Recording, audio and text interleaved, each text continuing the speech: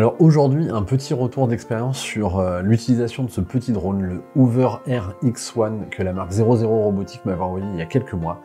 J'ai passé pas mal de temps à l'utiliser dans différents types de conditions. Je vous montre tout de suite une petite séquence réalisée à partir de plans réalisés avec ce petit drone et ensuite on va parler des qualités, des défauts de ce drone, à qui s'adresse ce drone et l'avenir aussi de ce drone dans son utilisation.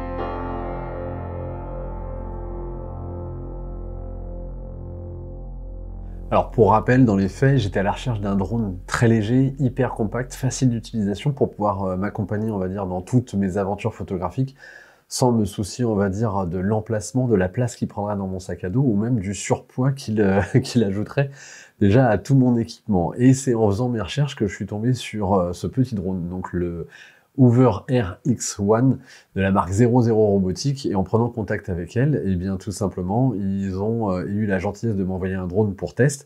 Ça fait maintenant 6-8 mois que je l'utilise et je dois dire que j'en suis excessivement content. Et pourtant, mais on va revenir dessus, vous n'avez toujours pas vu d'images, d'incrustations et d'illustrations au sein de mes vlogs. Et dans quelques instants, je vais un petit peu vous dire pourquoi.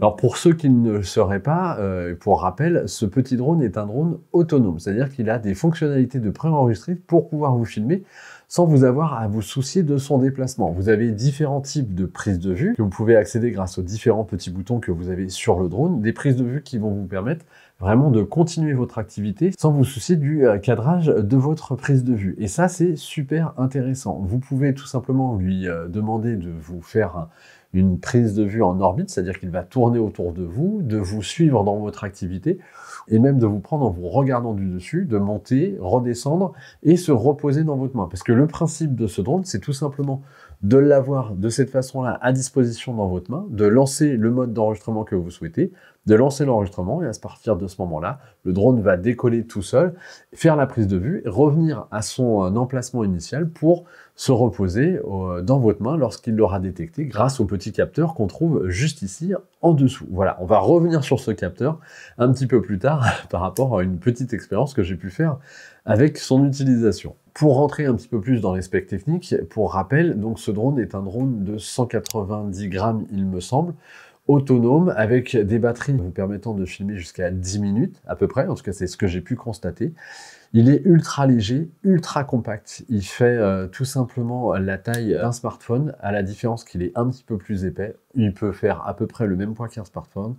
Vous pouvez le trimballer absolument partout. Il est relativement discret, c'est-à-dire que lorsque vous allez le faire voler, il va pas vraiment émettre énormément de bruit. Il permet de tout simplement vous filmer dans énormément de conditions, sans forcément déranger l'environnement, et ça, c'est quand même une grosse plus-value. En termes de prise de vue à proprement parler, c'est-à-dire l'image qui ressort de la petite caméra qu'on a sur ce drone, on est à 2,7K. Alors en soi, sur le papier, c'est très intéressant, 2,7K, ça va vous permettre d'utiliser votre vidéo dans beaucoup de situations. Dans les faits, eh bien, tout simplement, on a quand même une qualité vidéo qui n'est pas forcément au rendez-vous, on va en reparler un petit peu plus tard. En tout cas, vraiment, les grosses plus-values de ce drone, c'est vraiment ces types de modes d'enregistrement. Moi, j'ai pu les utiliser dans beaucoup de conditions différentes. Je me suis surtout attardé sur tout ce qui va être orbite et prise de vue sur le dessus. Et en fait, grâce à l'application qui est fournie avec le drone, que vous pouvez utiliser sur vos téléphones, vous avez la possibilité ensuite, pour chacun des modes, d'ajuster quelques paramètres, notamment la distance de prise de vue et le temps de prise de vue. Et ça, c'est ultra intéressant.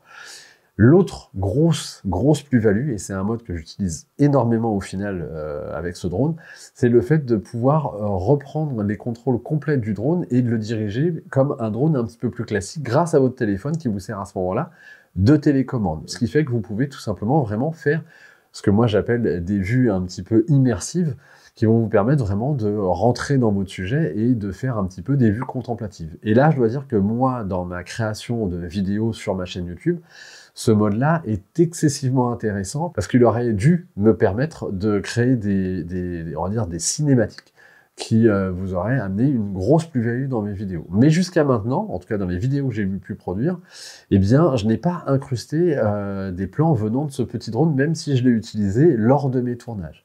Tout simplement, et là je vais revenir sur, à mon sens, le défaut majeur, alors qu'il est blindé de qualité à l'utilisation. Le défaut majeur de ce petit drone, c'est la qualité visuelle. On a donc une caméra qui est à 2,7K. Pourtant, l'image produite, elle est pas forcément hyper qualitative. À mon sens, moi qui cherche à avoir une image la plus professionnelle possible, eh bien, on n'arrive pas à l'atteindre avec la petite caméra et les 2,7K qu'on a sur ce petit drone. Tout simplement parce que derrière, l'image, elle est ultra compressée, ce qui fait qu'on perd énormément d'informations visuelles et de qualité. On a en plus une saturation des couleurs qui est excessive et il n'y a aucun moyen de rectifier ça dans l'application, de changer de mode d'enregistrement, de mode colorimétrique. Et là, pour quelqu'un qui chercherait de la grosse qualité, eh bien, on n'est pas satisfait, tout simplement.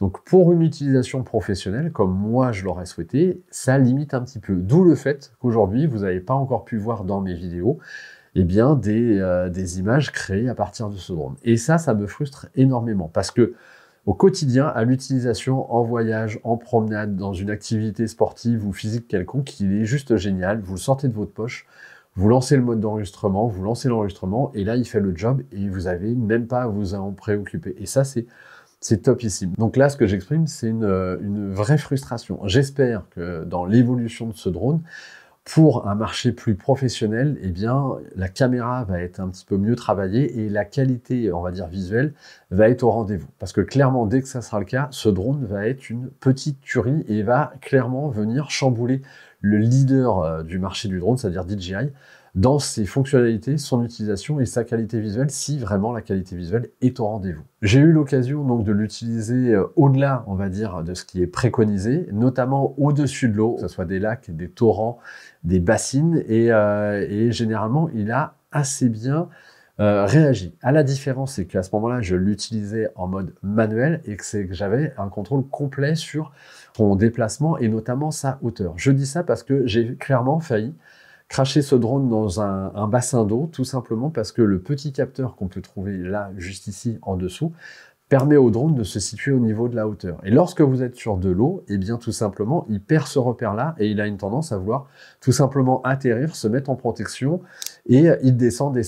Et j'ai vraiment, lors d'un petit tournage, failli perdre le drone parce qu'il s'est mis à descendre. Moi, je m'en suis pas rendu compte, j'étais avec mon smartphone, je me suis pas rendu compte qu'il descendait à ce point-là. C'est quelqu'un qui m'a prévenu, attention, ton drone, il tombe. Et au moment où j'ai regardé le drone, je voyais qu'il allait directement dans l'eau. J'ai pu remettre, heureusement, par un bon réflexe les gaz, sortir de sa zone de danger et essayer de le ramener vers moi. Mais clairement, à ce moment-là, le drone, ayant perdu ses repères, eh bien, il est parti en mode panique et ça a tenu vraiment qu'à un fil qu'il s'écrase quelque part ou même qu'il finisse à l'eau. Donc, grosse méfiance, et là clairement le constructeur le dit, méfiez-vous, voire ne faites pas du tout voler, on va dire, le drone au-dessus de surface comme l'eau, parce que clairement il va perdre ses repères et à ce moment-là il va risquer de s'écraser. Si j'avais été en mode automatique, ce qui est la base du fonctionnement de ce drone, je pense qu'à ce moment-là j'aurais clairement perdu mon drone, donc attention à toutes les surfaces, on va dire, aquatiques, clairement. Autre petit défaut que j'ai pu constater à l'utilisation, on va dire, lorsque le drone se déplace, j'ai une petite impression de saccade lors de la vidéo. Alors, je ne sais pas si ça vient réellement de la vidéo, si ça vient du système de stabilisation de la caméra qui donnerait des petits à-coups, mais en tout cas, j'ai eu cette petite impression de petite saccade. Une autre chose, c'est que l'exposition lors de l'enregistrement peut être amenée à varier suivant la luminosité et que cette exposition, cette variation d'exposition, peut rendre la chose visible. Elle n'est pas hyper progressive et douce, ce qui fait que vous pouvez avoir des petits chocs visuels lors de votre enregistrement, et ça, pour une utilisation un petit peu professionnelle, c'est un petit peu dommage. Un défaut, et là c'est indéniable, c'est quand même un défaut de prise de vue, lorsque vous êtes en mode orbite, c'est-à-dire ou orbite ou take-off, je sais plus le nom du mode, je vous l'indique là sur la vidéo, lorsque vous faites une prise de vue du dessus, la caméra regardant vraiment au sol, on a une vibration de la stabilisation qui est ultra visible, et à ce moment-là, bah, ça porte préjudice clairement à la prise de vue. Une vibration qui vient peut-être tout simplement des conditions climatiques, peut-être qu'à ce moment-là, dans l'exemple que je vous montre, il y avait un petit peu trop de vent, et vu la légèreté du drone, ça peut porter préjudice à sa stabilité globale. Alors pour conclure, eh bien, un drone au top. Au top si vous êtes un particulier, si vous voulez juste utiliser des images comme ça au quotidien sur vos réseaux sociaux, si vous voulez un drone qui vous accompagne dans vos activités personnelles et sportives, eh bien vraiment c'est un drone que je ne peux que recommander. Si vous êtes un professionnel, il va falloir un petit peu attendre une V2, une amélioration, comme je le disais, de la qualité visuelle.